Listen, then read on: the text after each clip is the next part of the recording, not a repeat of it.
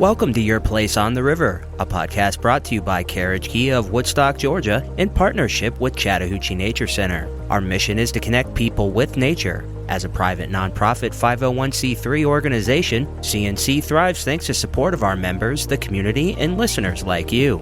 Discover more about Chattahoochee Nature Center at chatnaturecenter.org. We'd love to hear your thoughts on the podcast. Tweet us at CNC Nature using the hashtag YPOTR. And here's your host, Melissa Carter. Welcome to the podcast. I'm Melissa Carter. So we mean well, I think, when we encounter an animal in nature and try to help it out. However, we animal lovers don't always get it right. Kathryn Dudeck is the wildlife director at Chattahoochee Nature Center, and she lets me know what I did wrong in an animal encounter of my own. Heather, the first memory I have of dealing with wildlife on my own, because I would consider the pets in my home sometimes wildlife.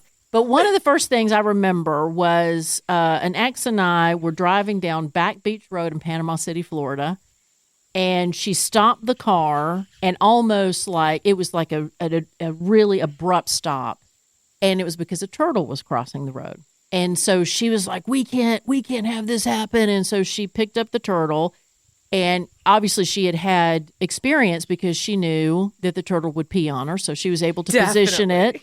And then we got in the car, and then it ended up being a pet. We brought it back to Atlanta. That was probably not the right thing to do, I know. No, it was not.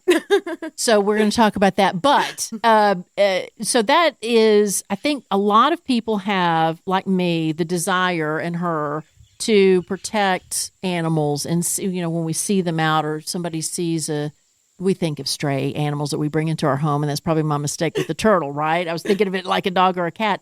But point being, I think most people have that desire, but maybe not have the education. And so that's one of the things I know that you are, shall I say, an expert in.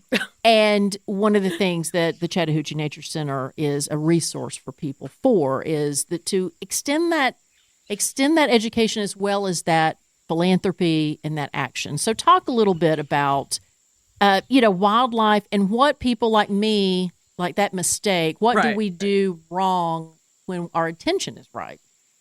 So my first thought when you were telling that story is a cartoon that I post on my personal social media page every spring that is a picture of a child playing in a sandbox in their backyard, and you can see mom in the kitchen window, and two deer are in the bushes and say, "Look, a baby human, it's by itself. We need to rescue it."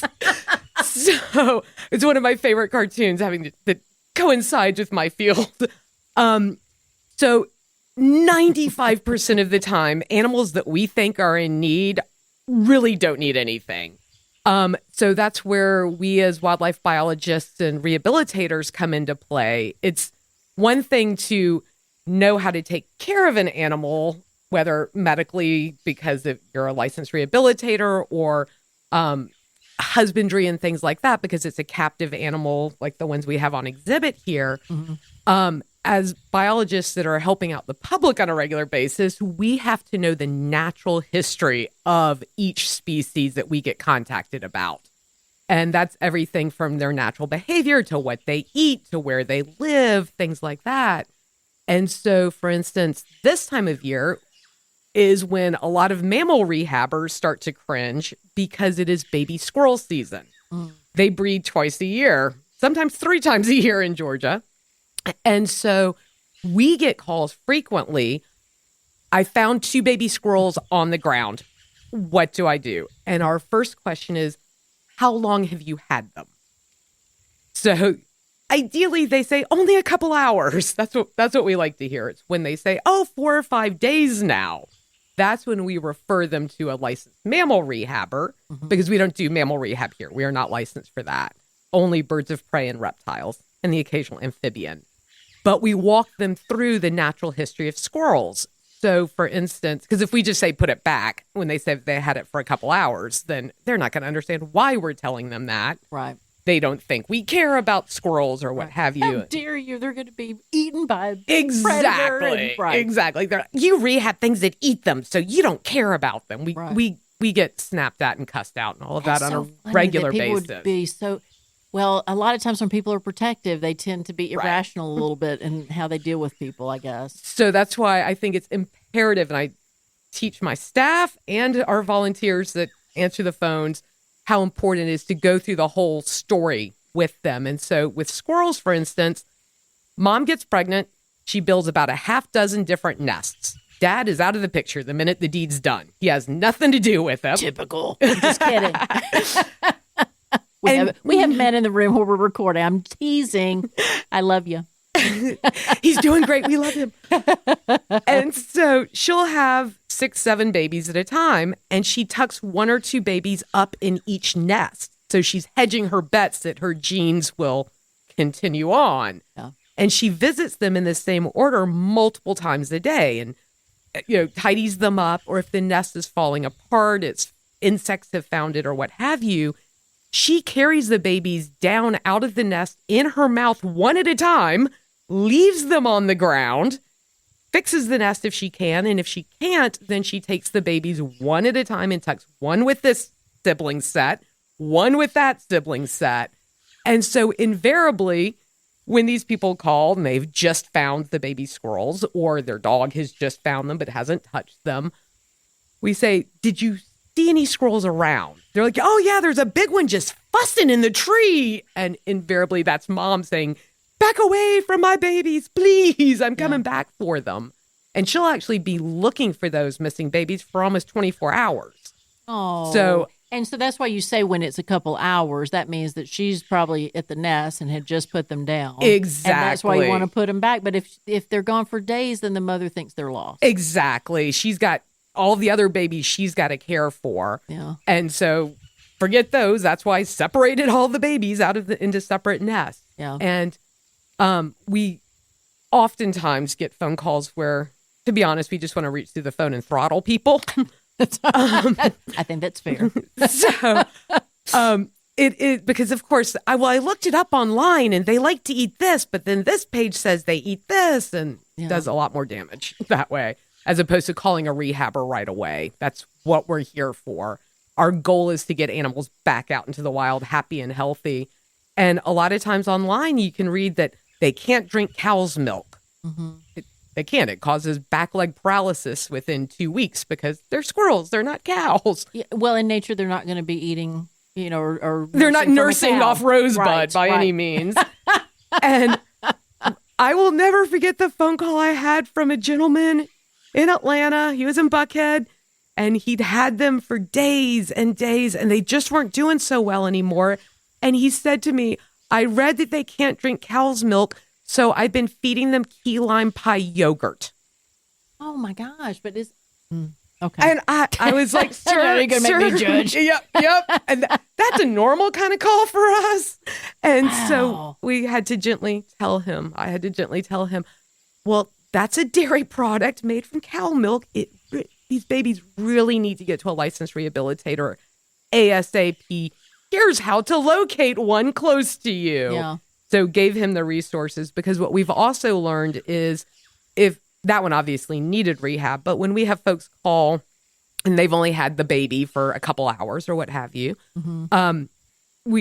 if we give them a rehabber right away, they will ignore everything else we say, hang up and call the rehabber, who goes through the entire thing we just told them. Please put the baby back, blah, blah, blah. But we do give them that resource, but not right off, because that's all they hear about. Well, it makes me think you brought the cartoon up a few minutes ago, and it makes me think about COVID. At the time of COVID, one of the things that I found most fascinating, and I wish that they would, do more of a retrospective. I'd love to see books about this, is how the wildlife responded to humans not being in society. It was anymore. Incredible. Right? We loved it. You're right. And it just showed me, or reiterated to me, because I'm fully aware, I'm totally domesticated, and I don't, I'm not out in the wild, and most humans aren't, and we don't forage for our own food, and we don't worry about predators coming after us, and so we are so separated from the cycles of nature. Yes. And so it's so fascinating when you talk, Kathryn, about the squirrels, because as humans,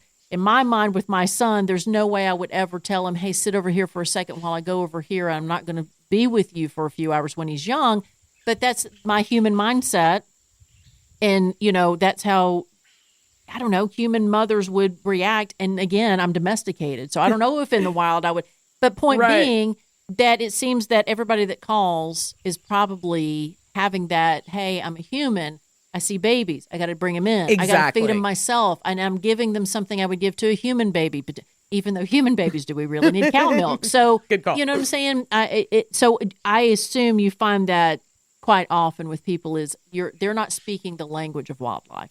You are 100% correct. They're anthropomorphizing all of the behaviors they're seeing, turning them into human behaviors. And so, for instance, with turtles, if you were to come across a baby turtle, like, oh my goodness, I've got to take it home. Something's going to eat it. It shouldn't be here. What have you? Same scenario. If you're driving down the road and the baby turtle's crossing the street. Yes. Right. So the thing is, with the exception of alligators, all of the reptiles we have in Georgia are self-sufficient the moment they hatch out of the egg or are born. And in the case of turtles, let's say an Eastern River cooter, which is one of our larger turtles we have here. And they're really cool for a couple of reasons I'll get into. They have a really long incubation time. So mom, being a water turtle, will travel up to about a quarter mile away from water because she needs to get to an elevation high enough to dig that nest so that when we have rains, big old summer rains, it doesn't flood all of the eggs back down into the creek, the river, the lake, what have you. And so it can literally take up to 130 days, depending upon temperature and humidity and things like that, for those eggs to hatch. She's not going to spend almost 4 months hanging out, just going, yep, they're down there. I'm going to wait for them. Come on. Right. So when baby turtles hatch, if they hatch in the winter, they actually stay underground all winter long and feed off their yolk sac. So come spring, usually early April, but with the weather we've been having, you never quite know. Once the ground starts to warm up, the babies dig themselves out of the nest. Water turtles, aquatic freshwater turtles, know water is going to be downhill. It is instinct for them. So those hatchlings just start trudging downhill. And for the first roughly 3 years of a turtle's life, whether it be a box turtle, which is a land turtle, or any of our freshwater turtles, they're meat eaters because they need to get all that calcium, that protein. And people are like, meat? And it's like, well, frog eggs, fish eggs, small snails, things like that hang out in the So they shallows. eat caviars, but no, I'm just... Yeah. How fancy are they they? eat Chattahoochee caviar. That's exactly what they're eating. Oh my gosh, there's a name for a band, Chattahoochee Caviar. Anyway, continue. That's a good We're bluegrass copyrighting band name. that one right now. Kathryn and I are starting a band. We're not playing the instruments, but we'll manage the band, right? And with the Eastern River cooters, what's crazy is once they get over that 3 to 4 years old and they're starting to be large enough that a largemouth bass wouldn't find them a snack. Yeah. The female's upper beak, the top of her mouth, becomes serrated and she turns into an herbivore. Really? And the serrated beak is so she can shred aquatic plants. Wow.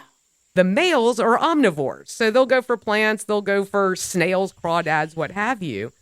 And so it's not just, you can't just go to the store and buy turtle pellets, which most people do. Right. I kind of liken that to going to the grocery store. You've got all of these options, but you grab the thing that says 100% complete balanced adult human food. Yeah. Like, no, it doesn't quite work that way. But again, it goes back to that mentality. I'm a human. This is now my human baby, even though it's not a human baby. Because as humans, now I think about all the animals we bring into our home to domesticate. Right. I've only done cats and dogs, but, hamsters and turtles and snakes and all these things where, if you don't understand the animal you're bringing into your home, then you're not doing them any service. That is my quote right there. Yeah. Yep. Especially if you got them from outside. Well, now I'm Kathryn. I'm gonna confess another turtle sin. Another that I state law committed. crime. And the only reason I bring this up is because I'm sure there's a lot of people that make these same mistakes, right? Yes. And I'm bringing turtles up because that's what people are going to see most trying to cross the road. So there was a massive turtle, which may be one of these cooters. I live in an area that has a big lake. Okay. And so I was driving down the street in my community, and one of these big turtles, maybe I was walking. I don't think I was driving. I think I was being healthy and walking. I don't know why I have to interject that in, but just to prove to people I can exercise. Spending more time one-on-one in nature. Right. That's exactly, Kathryn. That's exactly what I was doing. And it was in the middle of the road, and I was concerned about it getting hit by a car. Of course. And so I did not take it in as a pet. But when you kept talking about that, I picked it up knowing it would pee on me. So I was to the side. So it urinated next to me. And just so you know, that's what turtles do is defense. Is that correct? They will immediately urinate. If they will immediately urinate. And sometimes when it happens, if it's a lot of urine that's coming out, it's a freshwater turtle who's looking for a place to lay eggs, because the ground is so hard for their little flippered back feet to dig. They drink way more water than you could ever imagine they can hold, get to an area that's appropriate, urinate all over to soften the red clay enough to be able to dig it up. Yeah. Well, now I feel guilty because I picked this turtle up and I just laid it to the side of the road, back on the ground. But now as you're speaking, I was taking it closer to the lake, thinking, oh, it wants to get back to the lake. When now, as you're talking, it was probably trying to find a place to lay eggs. And I probably put it in the direction it just came from. And she's probably going, well, it took me forever to get from there to here, and now you just took me back up. So anyway, I guess my question is, first with turtles. Yes. And then with wildlife in general, what is your advice to people who are out and about and think they're nature lovers and think, hey, I'm a good person, I'm doing something great here, but they need to be more educated? So in the case of the turtle in the roadway. Yeah. If at all possible, and it is safe to do so, because traffic, you want to move it in the direction it's going. It may look like the most inhospitable, apocalyptic landscape over there, but that turtle may know there is, on the other side of that mushroom patch, there is the most delicious frog population. Okay. And so it may be going there for a specific reason. It may be moving across the road, one, to find a place to lay eggs, to find a mate even. After Hurricane Helene came through here and pretty much everything was underwater, turtles were washed out of their habitats, both land turtles and water turtles. So they were trying to get to higher ground to find new habitat, because suddenly what had just been a muddy bottom was suddenly 5 feet deep with English holly plants and things like that underneath them that were not there before. So, always check and make sure it's safe to do it. I have been in the situation where the turtle has been so spooked or has been clipped by a car but not injured, just kind of spun, that it's literally on the center line facing traffic. And I'm like, I don't know which direction you are coming from.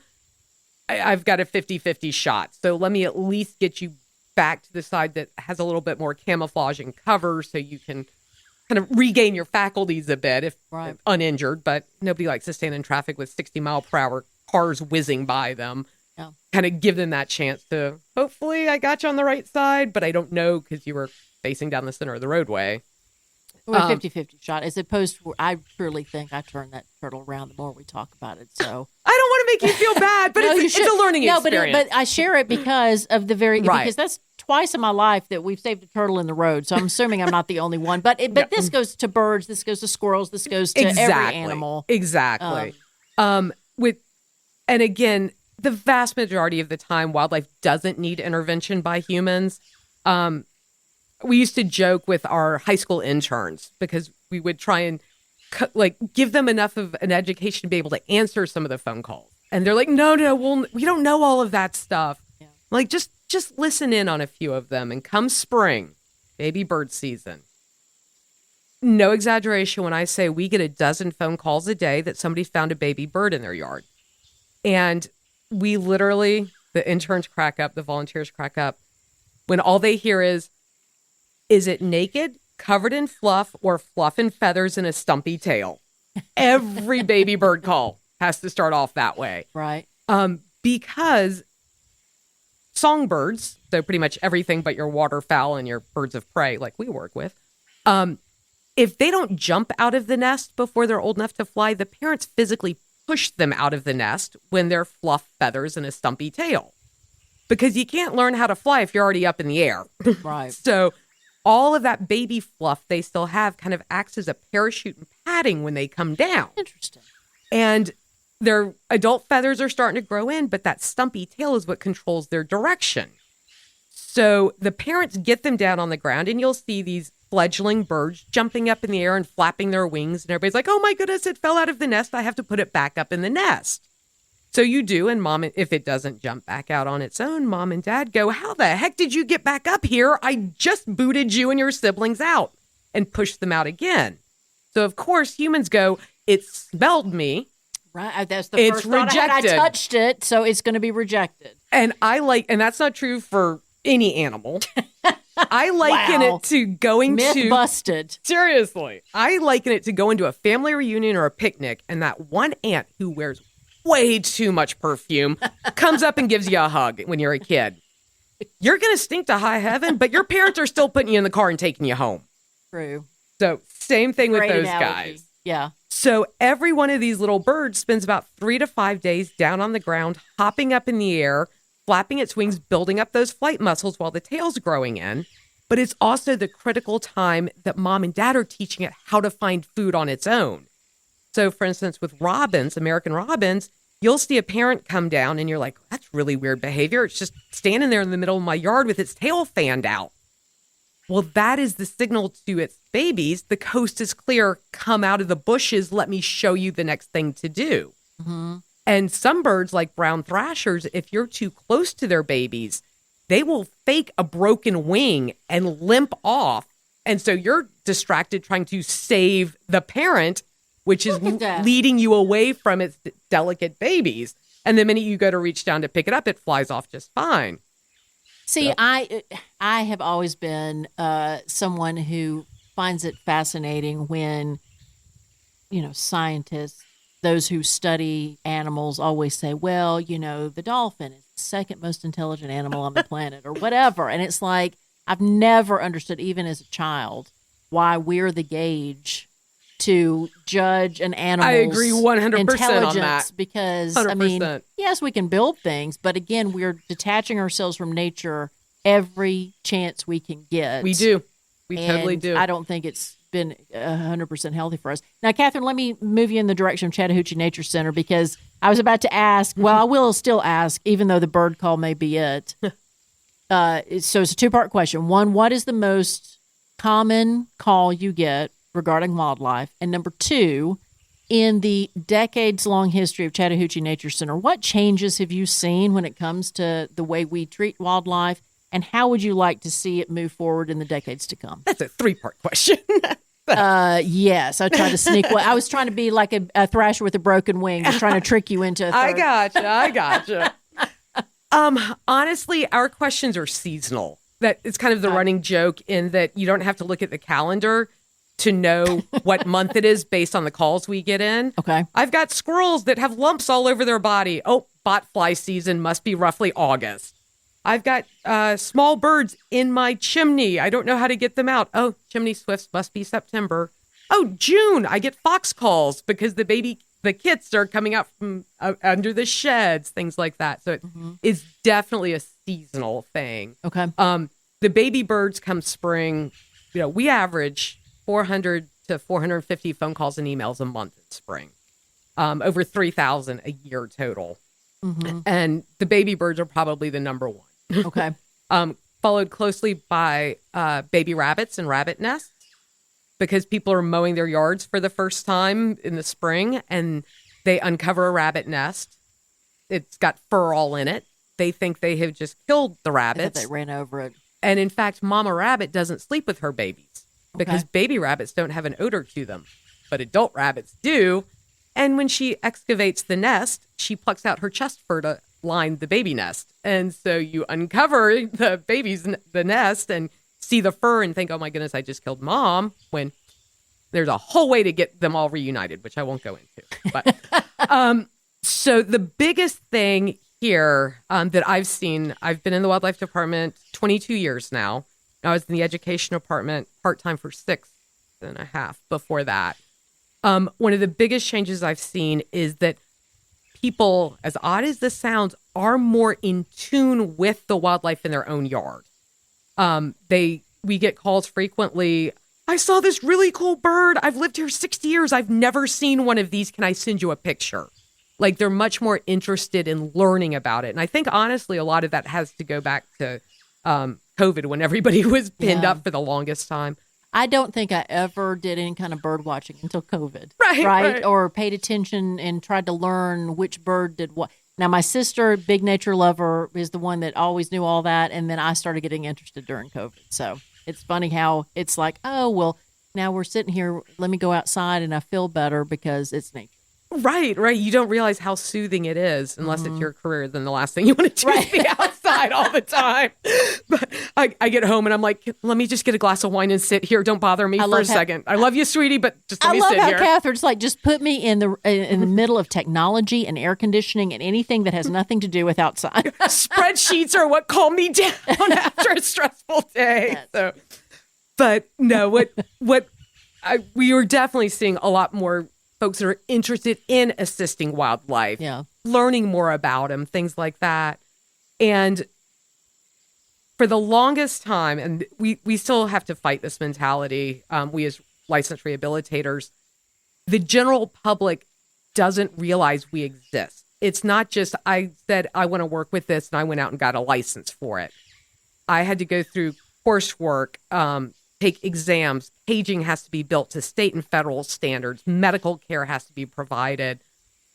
We get over 750 cases a year of injured wildlife. We're actually 12% over where we were this day last year. We've had 728 cases come in. Wow. And obviously, I need medications for these, and they're prescription medications. So we have vets that work with us, things like that. Because what we hear a lot of are when people call and they're like, well, I raised 12 baby dove last year and they were absolutely fine. They still come to visit me.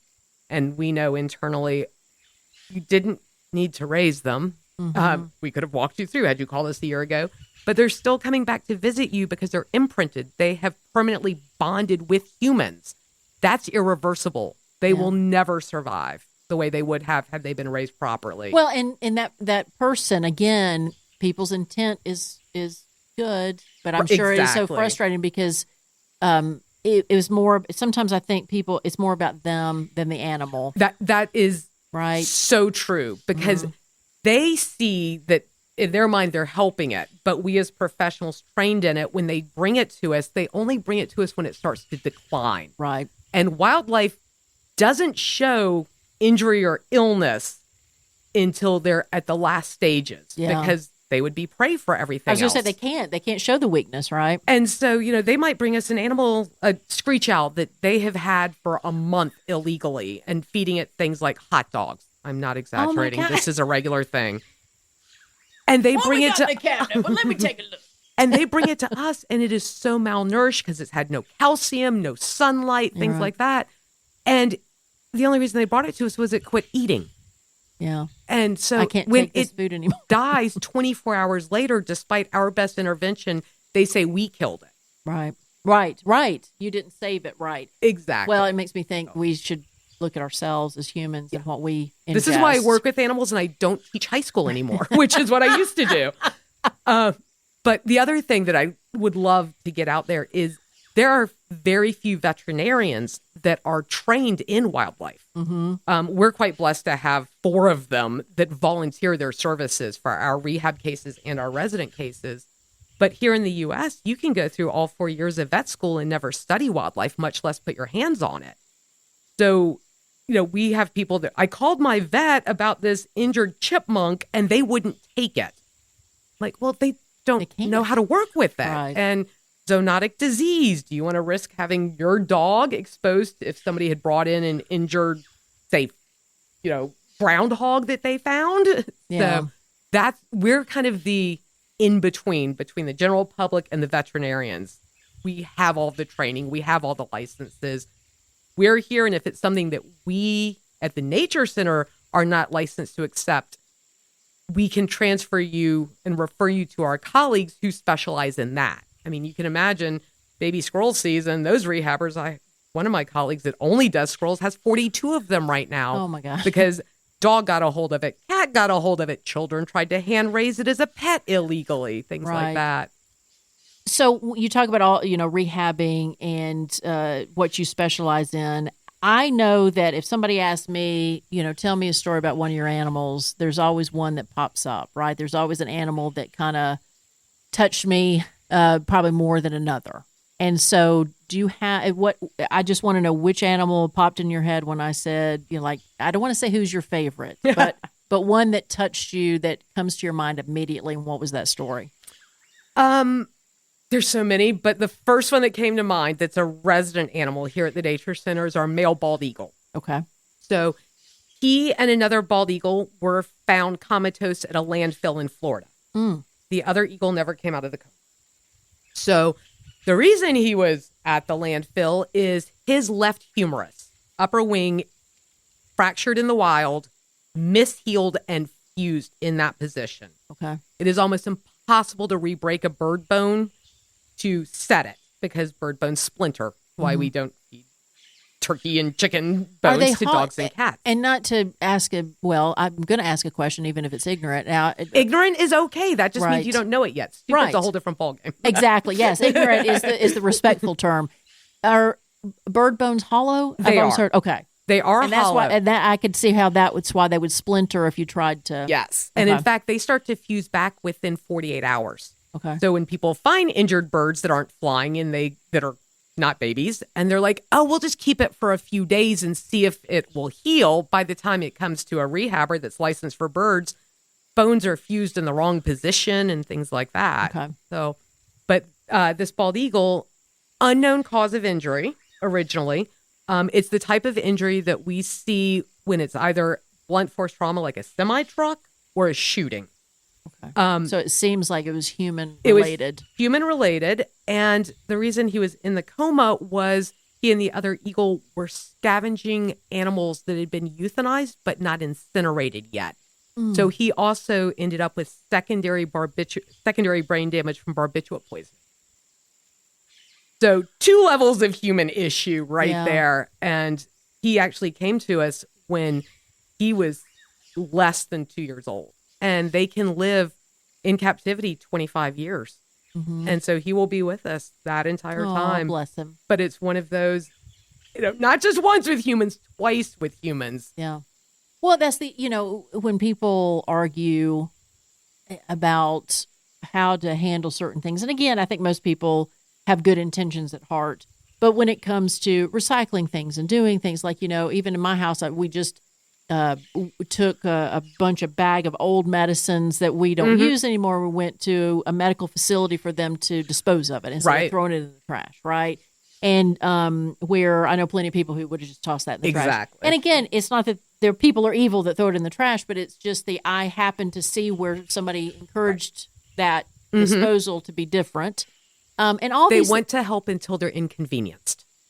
Right. And so I think that again is that lesson that we're so disconnected from nature, even though we are natural animals ourselves. I mean, telling my son one time he was learning about animals for the first time, like kindergarten, first grade, and I said, "Well, we're animals too," and he didn't understand that concept.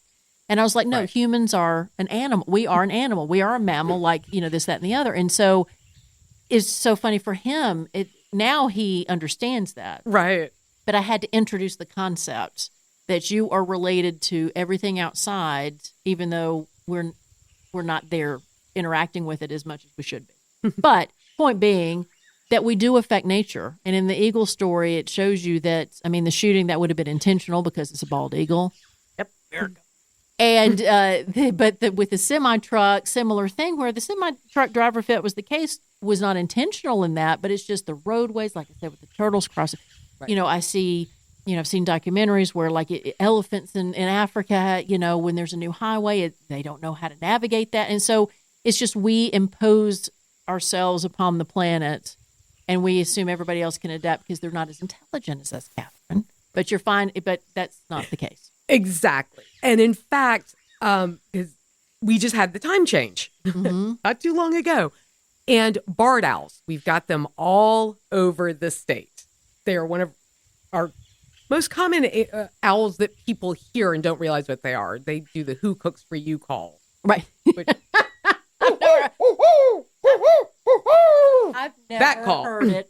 It cooks for you. Yeah. But I love when I hear it because I think it's special when I hear it. Well, they are crepuscular, which means they're most active at dawn and dusk. They're not truly nocturnal like great horned owls are and like that. And so right before the time change, I always put a PSA up on the Wildlife Department Rehab Facebook page that says, be aware with the upcoming time change, the crepuscular animals aren't expecting us to be out earlier. A few years ago, we actually received over a dozen barred owls hit by cars in the first 3 weeks since the time change. The first 9 days after the time change, just this month, we've already received 7. Wow. Didn't all hit by cars. And because they're used to cruising through. Didn't they get the memo, Kathryn? They did not, nor did the drivers. Didn't they set their clocks? I mean, come on. If they had their iPhones, it would have been automatic. Seriously. No, I mean, we have 3 still in treatment right now, all with head trauma, all with vision issues that we don't know if it's going to resolve or not. Wow. Well, you know, I could talk to you forever, Kathryn, and I may do it off air, but I do need to bring the interview to a close. So how do they get in touch with you? But before you give that out, is there something that before they call about seeing an animal, is there questions they need to ask themselves first before they call you? Or do you want them to call you with all kinds of ignorant or not questions? I would rather they go ahead and call just to make sure that their gut is correct. Yeah. And it's not a problem at all. Have them leave a message. Please, if you call the Wildlife Department, leave a message. We frequently get messages that say, this is the 11th time I've called you today, but it's the first time they left a message.